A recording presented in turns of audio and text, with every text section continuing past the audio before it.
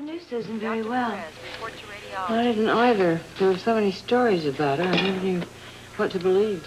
Yeah, well, it's too late now. I guess we'll never know. I guess not. Good morning, ladies. Excuse me. Hi, Robert. You here to pick up Holly? No, didn't know she was here.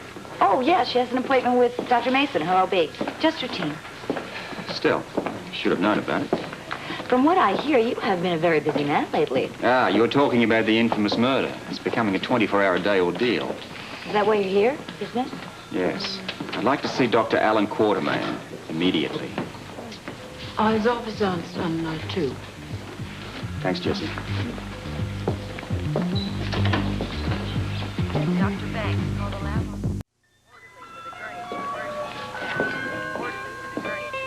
Oh, hello, Commissioner. What can I do for you?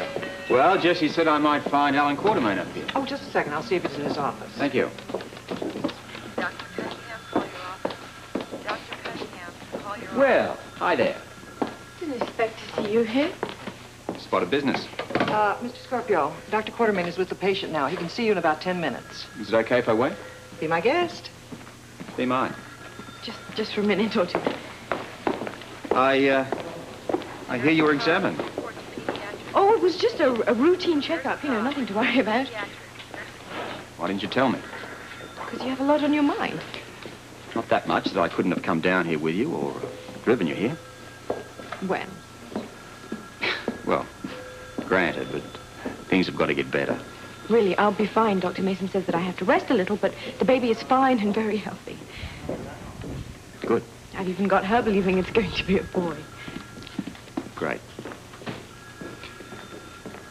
Well, how do you intend to get home? Would you like the limo? No, thanks. I promised Bobby I'd spend a few minutes with her before I left. I'll just grab a cab. You okay? Yeah, I'm fine. I'll see you tonight. You going to be home for dinner? Well, you pick a restaurant. We'll go out. Say 7? Okay, I'll pick out my best dress. Georgia, would you mind if I asked you a few questions? Me? Well, you were with Susan after the accident. Well, for a couple of weeks. How did she seem to you? Well, pretty down most of the time. Because of the pain? Well, that was probably partly it. But I had a feeling that came from a sense of inadequacy. I don't think she liked being reliant on me, or on her husband or anybody else, for that matter. So you think it was a fairly heavy depression? Well, most of the time. Then she'd snap out of it. I tried my best to cheer her up. I'd tell her stories and gossip from around the hospital, you know.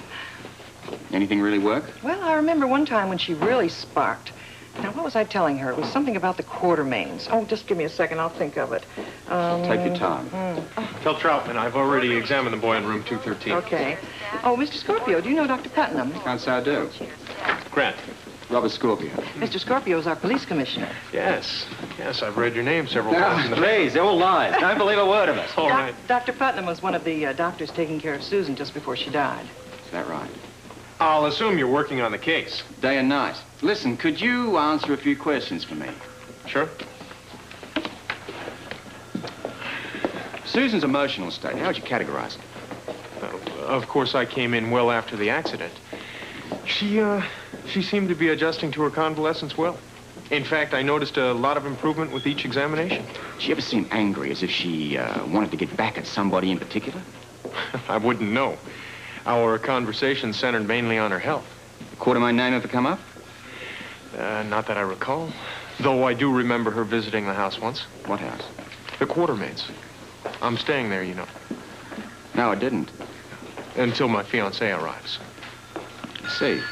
Well, look, if I have any more questions, can I get you here? Days. Nights I'll be there.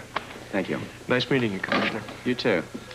Oh, Mr. Scorpio, Dr. Quartermaine is finished with this patient. You can wait in his office if you like. Thank you, Georgia.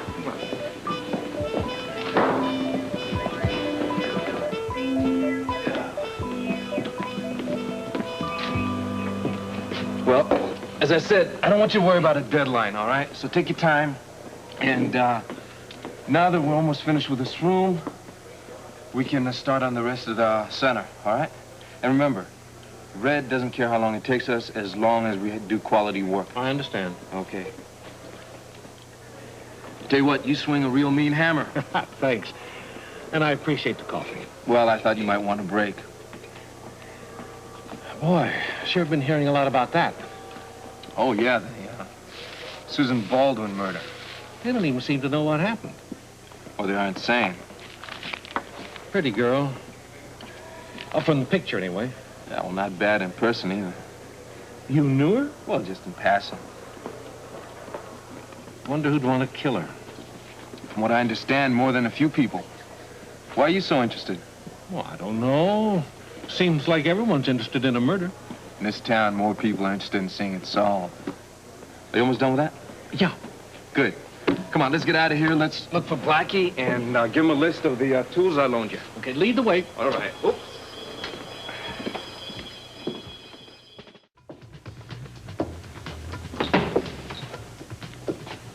Hello, Robert.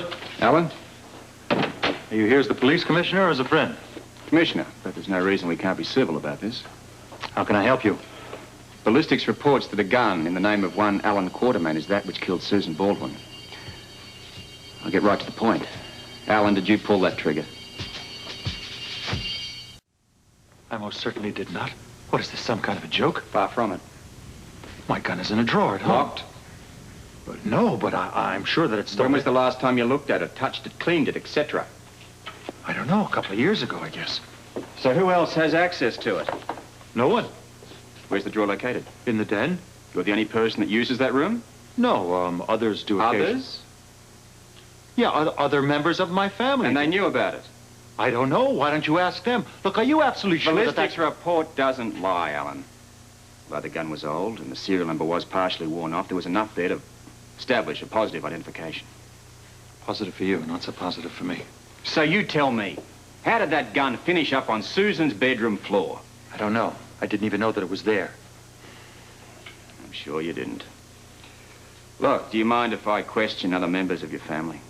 Why? Would my permission make any difference? As you're the only person implicated, yes, I think it does. My mother's not well. My father's at home. What about your wife? She's in OR. I don't know how much longer she's going to be Oh, there. wait.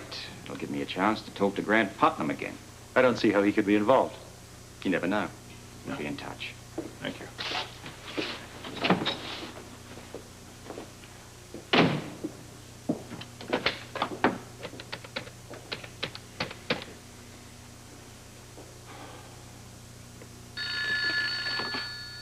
Alan.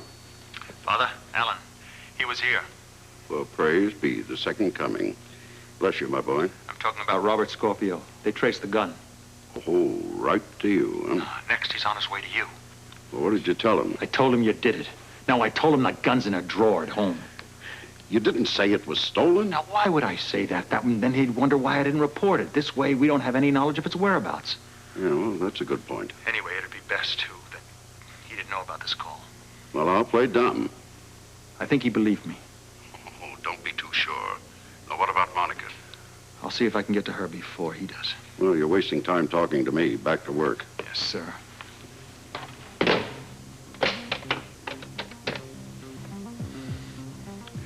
This is Alan Quartermaine. Has my wife had a surgery yet?